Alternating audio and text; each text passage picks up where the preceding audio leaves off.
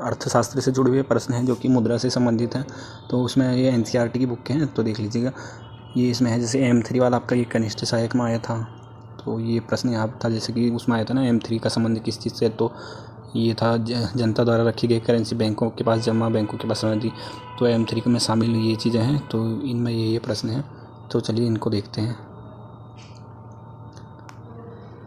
तो पहला है, जैसे कि मुद्रा के कार्य के संबंध में निम्नलिखित पर विचार कीजिए और नीचे दिए गए कूट की सहायता से उत्तर को चुनिए।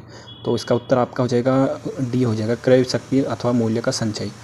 तो विनिमय का माध्यम, मूल्यमान की इकाई। तो यह तो व्याख्या देख लीजिए। मुद्रा के कार्य के संबंध में दिए गए सभी विकल्प सही हैं। तो ये जितने भी विकल्प हैं तो ये सभी इसमें सही है। तो और फिर अगला वाला देख लीजिए, तो आप इनका जो व्याख्या है वो देख लीजिएगा। और अगला है, सरकार द्वारा जारी करेंसी के संबंध में निम्नलिखित कथनों पर विचार कीजिए। तो यह है पहला, यह विधि संगत देयता है होने के साथ प्रतिष्ठित मुद्रा भी होती है। इसका मुद्रा होना सरकार के आदेश पर निर्भर होता है। इसे कोई भी व्यक्ति भुगतान के रूप में स्वीकार करने से इनकार कर सकता है। छोटे छोटे सिक्के 1 व 50 पैसे के सिक्के की विधि संगत समिति होती है। तो आंसर सी हो जाएगा इसका। केवल जो तीसरा है वही है। तो व्याख्या, सरकार द्वारा करेंसी के संदर्भ में कथन सत्य नहीं है। तो जो तीसरा है ना, इसमें इसे कोई भी व्यक्ति भुगतान के रूप में स्वीकार करने से इनकार कर सकता है। तो जैसे कि जो करेंसी बनाती है सरकार, तो उसमें ये नहीं है, क्योंकि अगर सरकार ने बना रखी है तो आपको लेना ही लेना है। तो इसमें स्वीकार करने से इनकार कर सकता है, ऐसा नहीं हो सकता। तो ये इसका आंसर हो जाएगा। फिर उसके बाद है, मांग के संदर्भ में निम्नलिखित कथनों पर विचार कीजिए। तो ये भी सब एनसीईआरटी के हैं। तो पहले, मांग जमा में मुद्रा के अनिवार्य लक्षण होते हैं। और उसके बाद है, इसमें चेक के माध्यम से बिना नकद का उपयोग किए सीधा भुगतान किया जा सकता है। तो उपयुक्त कथनों में कौन सा कथन सत्य है? तो इसमें जो आपका सी हो जाएगा 1 और 2, तो इसमें दोनों सही हो जाएंगे। तो मांग जमा का संबंध, तो इसका संबंध हो जाएगा, मांग जमा मुद्रा के अनिवार्य लक्षण होते हैं। ऐसे चेक के माध्यम से बिना नकद या उपयोग के सीधा भुगतान किया जा सकता है। अगर व्याख्या देखना है तो व्याख्या भी आप देख सकते हैं। तो इसकी व्याख्या होगी, जैसे मांग जमा डिमांड डिपॉजिट के संदर्भ में दिए गए दोनों कथन सत्य हैं। तो ये आप देख लीजिएगा। और ऐसे ही क्वेश्चन आप बन रहे हैं जिस हिसाब से एनसीईआरटी के बुक से कथन वाले ना। और फिर उसके बाद है, 5वां प्रश्न देखते हैं, मुद्रा पूर्ति की मापों में कौन सा युग्म सही सुमेलित नहीं है? तो इसमें सही नहीं है। तो ये M3 वाला जो आया था कनिष्ठ सहायक में, उससे जुड़ा हुआ ये प्रश्न है। तो अगली बार हो सकता है ये बन जाए कि ये युग्म कौन सा, जैसे M1 हो गया, तो ये जो सर्वाधिक तरल वाला होता है, तरल मुद्रा होती है, ये M1 होती है। और M2 हो गया सर्वाधिक संकुचित मुद्रा हो गई। और M3 जो आया था, तो ये सर्वाधिक सामान्य रूप इसका हो जाएगा। तो इसके रूप वगैरह पूछने के लिए आ सकते हैं ना। और M4 हो जाएगा अव्यावहारिक मुद्रा, ये आपकी हो जाएगी। तो इसकी व्याख्या भी देख लीजिएगा, महत्वपूर्ण प्रश्न लग रहा है। तो मुद्रा पूर्ति की माप के संबंध में युग्म सी सही सुमेलित नहीं है। तो इसका सॉरी, जो मैंने प्रश्न बोला तो उसमें सी सही नहीं है। तो सर्वाधिक सामान्य रूप, ये इसका, ये M3 वाला ये गलत हो जाएगा इसका। तो क्योंकि M3 मुद्रा पूर्ति की माप का सबसे साधारण रूप है। M3 मुद्रा की पूर्ति का सबसे साधारण रूप है। और सामान्य मुद्रा की पूर्ति का सबसे अधिक प्रयोग होने वाला माने जाने वाला M3 है। तो सबसे जो 3 है, तो ये सबसे महत्वपूर्ण है, क्योंकि सबसे प्रयोग ज़्यादा इसका होने वाला है M3 का। M3 की व्यापक मुद्रा कहा जाता है। तो M3 को व्यापक मुद्रा कहा जाता है। इसे समस्त मौद्रिक संसाधन भी कहा जाता है। तो ये महत्वपूर्ण जो तथ्य है ना, ये आप नोट कर लीजिएगा। और फिर उसके बाद है, मुद्रा की तरलता का अवरोही क्रम क्या है? तो अभी जो ऊपर प्रश्न बने थे, तो उसमें अभी ये भी बन सकता है अवरोही क्रम। तो मुद्रा तरलता की सही अवरोही क्रम पहले M1, M2, M3, M4 है। तो ये तो सरल ही है खैर, लेकिन वहाँ पर जब आप इसको, अगर ये वैसी क्वेश्चन आता है तो इसको भी करने में थोड़ा दिक्कत होती है। तो 1, 2, 3, 4, 5, तो इस हिसाब से इसका ये आंसर हो जाएगा।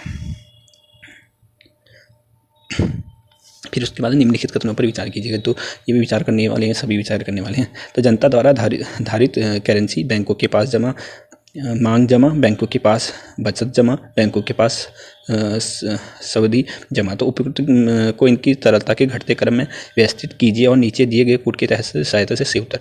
तो इसमें आंसर इसका सी हो जाएगा, 1, 2, 3, 4। तो ये जो भी हैं ये सही क्रम वाइज सही है। तो पहले जनता वाला 1, 2, 3, 4 इसी हिसाब से ये हो जाएगा। और फिर है ये जो अभी कनिष्ठ सहायक में आया था, वो ये वाला प्रश्न है। तो निम्नलिखित विचार, जनता द्वारा रखी गई करेंसी हो जाएगा बैंकों के पास जमा हो जाएगा, बैंकों के पास समाअवधि। तो उसमें एक आंसर और था जो डाकघर से संबंधित था, उस पर डाकघर से ऐसा कुछ था, तो वो वाला उसमें नहीं था। तो उपयुक्त कथन में से कौन सा व्यवस्थित व्यापक मान M3 में शामिल है? तो डी। तो 1, 2, 3, तो ये तीनों उसमें हो जाएंगे। और जो वहाँ पर प्रश्न बना था उसमें आया था डाकघर वाला आया था, तो वो नहीं था उसका आंसर। और फिर उसके बाद है, मुद्रा के संचलन योग से तात्पर्य क्या है? तो ये भी प्रश्न महत्वपूर्ण है। तो और ये जो प्रश्न जो उसमें आया था तो देख लीजिएगा IAS प्री 2002 में आया था। तो ऐसे प्रश्नों को भी आप गौर कीजिएगा जो हमें 2000 या 2003 इसके आसपास या 2010 इसमें जो प्री वगैरह IAS वगैरह में भी आते हैं तो वो प्रश्न इधर बनने अब लगे हैं। तो इतना ज़्यादा हाई लेवल हो चुका है। तो अगर इस प्रश्न को देख लीजिए, मुद्रा के संचालन योग से तात्पर्य, तो इसका आंसर डी हो जाएगा। मुद्रा की एक इकाई का अब इकाई अवधि में जितनी बार हस्तांतरण होता है तो उसी मुद्रा संचालन का योग कहा जाता है। भारतीय मौद्रिक व्यवस्था के संदर्भ में निम्नलिखित कथनों पर विचार कीजिए। तो यह कागजी मुद्रामान व्यवस्था पर कार्य करती है, यह प्रतिबंधित मुद्रामान व्यवस्था पर कार्य नहीं करती है। तो इन दोनों में से बी हो जाएगा केवल 2। तो 2 इसका आंसर हो जाएगा, यह प्रतिबंधित मुद्रामान व्यवस्था पर कार्य नहीं करती है। फिर भारत सरकार द्वारा किए गए विमुद्रीकरण के संदर्भ में निम्नलिखित कथनों पर विचार कीजिए। तो पहला है कर अनुपालन में सुधार, कर क्षेत्र में वृद्धि, चलन में मुद्रा की कमी, लोगों की बचत एवं औपचारिक वित्तीय व्यवस्था में समावेश। तो इसका आंसर सी हो जाएगा 1, 2, 3। तो इसमें लिखा है विमुद्रीकरण सकारात्मक प्रभाव, तो जो सही इसके प्रभाव पड़े तो वो क्या, तो ये तो 1, 2 इसमें तीसरा नहीं हो जाएगा। चलन की मुद्रा में कमी ये वाला नहीं होगा, बाकी सब हो जाएंगे। और फिर बैंकिंग व्यवस्था से जुड़ा हुआ ये प्रश्न है। तो व्यावसायिक बैंकों के कार्य के संदर्भ में निम्नलिखित कथनों पर विचार कीजिए, नीचे के कोड की सहायता से उत्तर को चुनिए। तो इसका आंसर होगा जमाएं स्वीकार करना, ऋण देना, ग्राहकों की अधिक कर्ज की सुविधा देना। तो इसका आंसर 1, 2, 3। तो इसमें 3 हो जाएंगे कि व्यावसायिक जो बैंक है वो आपको क्या क्या सुविधाएं दे सकती है। फिर निम्नलिखित कथनों पर विचार कीजिए, ये भी इसमें गलत कथन आपको ढूंढना है। तो शाखा औपचारिक स्रोत के अंतर्गत व्यावसायिक बैंकों एवं सहकारी समितियों पर शामिल किया जाता है और भारतीय रिजर्व बैंक ऋणों के औपचारिक स्रोतों की कार्यप्रणाली पर दृष्टि रखता है। तो ये तो सही हो जाएगा। और ग्रामीण क्षेत्रों में ऋण शाखा का सबसे अधिक भाग औपचारिक स्रोतों के द्वारा पूरा होता है। और डी फिर हो जाएगा उपयुक्त सभी। तो इसका आंसर सी हो जाएगा, जो सी वाला ये कथन सही है। ग्रामीण क्षेत्रों में ऋण शाखा का सबसे अधिक भाग औपचारिक स्रोतों के द्वारा पूरा होता है, तो ये गलत हो जाएगा इसका। और फिर है ये भी देख लीजिए, ये भी महत्वपूर्ण लग रहा है। तो बैंकिंग प्रणाली में स्प्रेड शब्द का अर्थ है, तो स्प्रेड शब्द का अर्थ क्या होता है, तो ये इसका आंसर आपका सी हो जाएगा। बैंकों द्वारा दी जाने वाली ब्याज की दर व वसूल की जाने वाली ब्याज की दरों का अंतर जो होता है, ये आपकी बैंकिंग प्रणाली में स्प्रेड शब्द का जो ये अर्थ होता है। और फिर है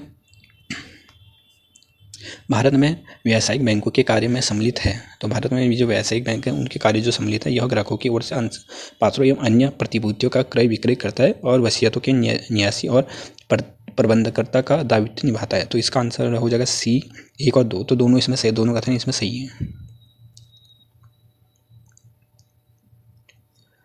भारत में गैर बैंकिंग कंपनियां NBFCs के संदर्भ में निम्नलिखित कथन पर विचार कीजिए। तो ये भी IAS प्री 2010 में आया प्रश्न, ये सरकार द्वारा जारी प्रतिभूतियों के अधिग्रहण में भाग नहीं ले सकते, ये बचत खाते की तरह मांग निष्पेक्ष डिमांड डिपॉजिट स्वीकार नहीं कर सकते। तो इसका आंसर बी हो जाएगा, केवल 2। जो दूसरा वाला कथन है ये इसका सही हो जाएगा।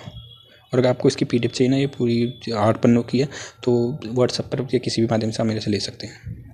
और ये हमारे इसमें टॉपिक है। और निम्नलिखित में कौन सा कार्य वित्तीय संस्थाओं को बैंकों से अलग करता है। तो कार्य वित्तीय जो संस्थाओं को बैंकों से अलग करता है, तो इसका आंसर हो जाएगा चेक अहर्णताएँ जमाएँ स्वीकार करना। तो ये इसका आंसर हो गया, ये इसको अलग करता है।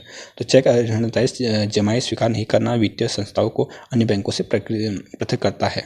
तो जैसे भारत में हो गए जीवन बीमा निगम, औद्योगिक विकास बैंक, यूनिट ट्रस्ट आदि अनेक विशालकाय वित्तीय संस्थाएं हैं। तो वित्तीय संस्थाएं कौन सी है, कभी ये प्रश्न बन गया। तो वित्तीय संस्थाएं जैसे भारत जीवन, LIC हो गया, औद्योगिक विकास बैंक है, यूनिट ट्रस्ट, तो ये विशालकाय वित्तीय संस्थाएं हैं। तो इस चीज़ को भी आप नोट कर लीजिएगा।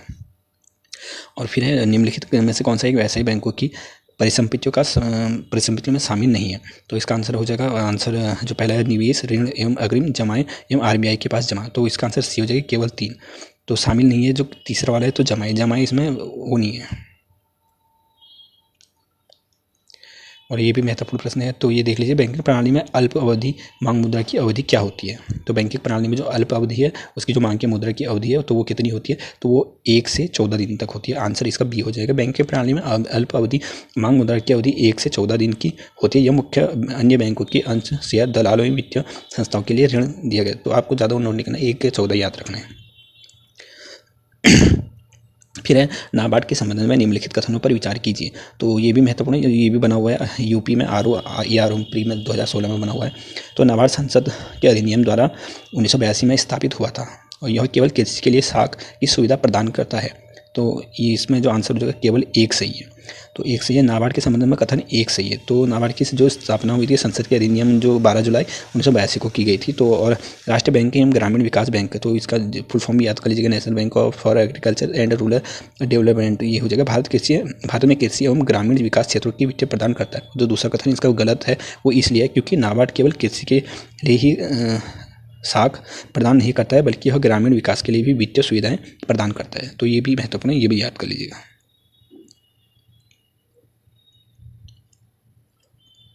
और फिर उसके बाद है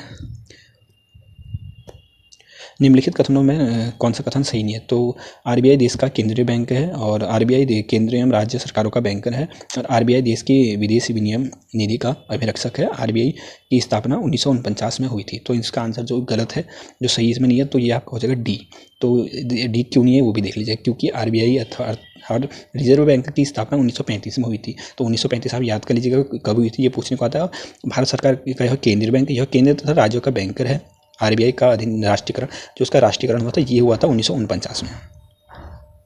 और बाकी स्थापना इसकी 1935 में हुई थी। तो ये दो सन याद कर लीजिए, 1949 और 1935।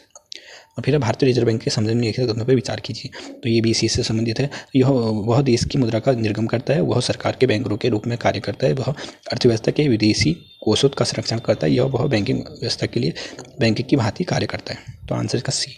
तो ये सभी कथन इसके सही हो जाएंगे।